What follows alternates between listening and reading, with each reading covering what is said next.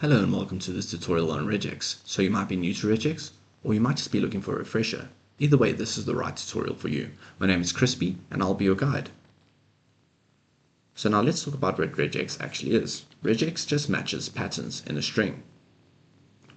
So now the way you write that syntax is you can see here, and it matches the top. We have two forward slashes followed by some flags. So now our regular expression goes between these two forward slashes, and then the flags change the behavior of Regex. For example, if we put on case insensitive here, we'll match two instances of the. If we take away global, we will return after our first match and we won't return the second the. So let's put global back and take away insensitive. Now we've done a literal character match here, but some characters in Regex are special, otherwise known as meta characters. For instance, this asterisk or wildcard here is a special meta character. Now this is airing out because we're not using this wildcard in the way it should be used. So let's learn the rules of Regex. If we use a dot, we can actually match any character in Regex, and we can tell it exactly what we're trying to match here. I'm trying to match any character one time, or two times, or three times, or four times, or five times. And you can see it changes the way we match at the bottom here. Now the general flow is you tell it what you want to match and how or how many times you would like to match it. So if we add our asterisk now, you'll see we get the expected behavior. We match all the way to the end of the sentence. You can also do this with the plus symbol, the key difference being the plus symbol will match one or many times. So match any character one or many times. And if we use the asterisk here, that's zero or many times. And you can see we have an empty space at the end of the sentence here where we've matched an empty string. We can either match the whole sentence or match nothing. Now, the way we're matching right now is called greedy matching. And if I hover over this, you'll see in brackets here, it says that we are using greedy matching. It means we'll match as much as we possibly can. So I'll show you an example of this by using T and O here and saying we're going to match everything between the capital letter T and O. And you see we match all the way up to this letter O here, but we actually could have finished matching over here if we weren't being greedy. So if we added a question mark to this, you can see our match ends here now. And this is also true for if we use the plus symbol. We'll also have a less greedy match. We'll only match as much as we need to. So now that we know the general flow of how these things work, let's play with this a bit. If we use our match any character, we can also use curly brace syntax. Now this curly brace syntax is going to allow us to be explicit about how many times we want to match something. So now we can say exactly how many times we'd like to match it. I want 7 characters of anything in a row, or we can give it a range. The number on the left being the start, the number on the right being the end. So 1 to 7 times. Now you can also leave the number at the beginning out, and that will just equal a 0. And you can see here we're matching that empty string at the end of the sentence again. And if you went ahead and left the number on the right out, that would be unlimited. So it would be 1 to many times. We would be mimicking the way our plus symbol works. Plus symbol is just shorter to write. Now, another way we can tell Regex how we would like to match something is we can use optional characters. So if I type Foxy jumps, I can make one of these letters optional to actually make it match here, because right now it's not matching. But if I put a question mark next to this Y, I actually make the Y optional. It can match 0 and 1 times, making it optional. So even if I put the Y here, it could be there or not be there. It doesn't matter. If I take the question mark away though, we stop matching. Another way we can tell Regex how we'd like to match something is by using alternation. So we can say fox or dog. We're using this logical OR symbol here. So it's equivalent to a Boolean or an OR. So now either one of these will return as a match. So now that we're on the topic of how, let's also think about how we can tell Regex to match certain points in the sentence. So if we put back on case insensitive here, and we put our word the here, you'll see we match 2 instances of the word the. Now if I didn't want to switch off case insensitive, and I wanted to just match this portion, I could actually just use a caret symbol, and I'll say match the at the beginning of the sentence.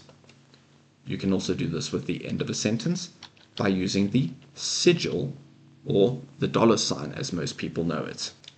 You can also have boundaries between words. This \b will be all of these boundaries between words.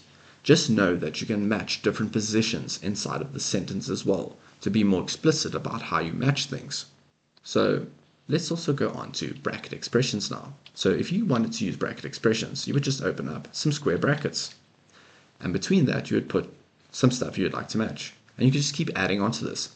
I want to match the letter A, but also the letter B. And if I keep adding onto this, I could literally add every single letter in the alphabet till I match all of these letters. Now, if I switch off insensitive again, you'll see I don't match the capital letter T. So this is a pretty long expression here. We can make this a bit shorter. We can also use a range inside here. So if we remove all of these letters from A to Z, and we just put a dash between them, you can see now we get the same result by using a range. And we can put these ranges one after the other as well, the same way we put the characters one after the other. I will start my range of capital A to capital Z and put it just after that, and I will also match uppercase letters. We can add another problem by putting some numbers at the very end here, and we can also match those by adding a range of 0 to 9. Now, that could be getting a bit long, and it's a good time to introduce character classes.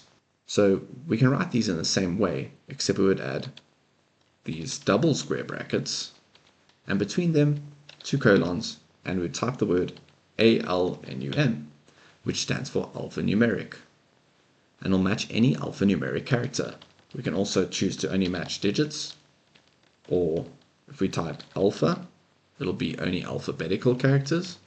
If you wanted to match a space, there's also a character class for that. There's also lowercase, as well as upper. And there's a whole bunch of these, so for the sake of time, I'll just link this in the description for you. Now, these expressions might be getting a bit long, so there's also shorter ways of expressing the same thing. You can say just match any character with a \W or \D for any digit, or you could say S for any space, and you can also do the opposite of this by using a capital letter. If I wanted to match anything that's not a space, I'd use a capital S. If I wanted to use anything that is not a number, capital D. And we can also add on to these expressions. For instance, if we were matching these digits here, we could say match as many as you can of these digits in a row, and you'll see it'll match all of these digits in a row.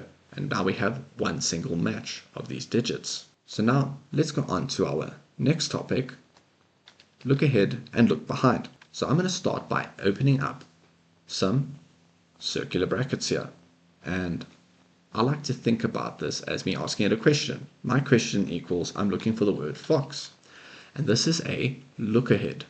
Now you can see here we have a position. Now we looked ahead to this word fox, and we're going to match everything behind it. So let's tell it we want to match some characters as many times as we can, followed by a space before the word fox. Now we've looked ahead and matched everything behind. That's how a look ahead works. And you can also make this negative. So we can say, let's match any word that is not followed by the word fox. And you can see we match every single word except this word brown. We change that back and we remove this here. We can add this left pointing arrow here, and we can say now we're doing a look behind. So everything ahead of this must match. And we can add a space, \W, and a plus. And now we match the word jump. And if we do the same thing here by changing the equal to an exclamation mark, we'll get the negative result of that. So now let's go over another example. Let's take away our numbers here. And let's say we had kind of a different idea here. What if the quick brown dog jumps over the lazy fox? What if that was switched around? And we wanted to match both these sentences. Now that gives us an interesting problem to solve. So let's go and type the quick brown fox jumps over the lazy dog. So now we know from what we've learned previously, we can match fox or dog. But we can't just put this after the other here. Like we can't just say match, maybe make this dog or fox, because we would just literally match the word fox here. So the way we solve this problem is by putting this in a capturing group.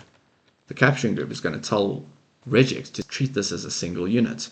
And we'll repeat this here for our other portion of the sentence here.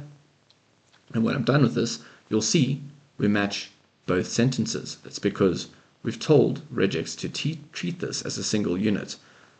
Return either dog or fox in this match here, and then whatever gets returned gets put in this portion of the sentence as a single unit. Same is true for this portion. And you can see here, these are highlighted, that it can either match dog or fox in both of these occurrences.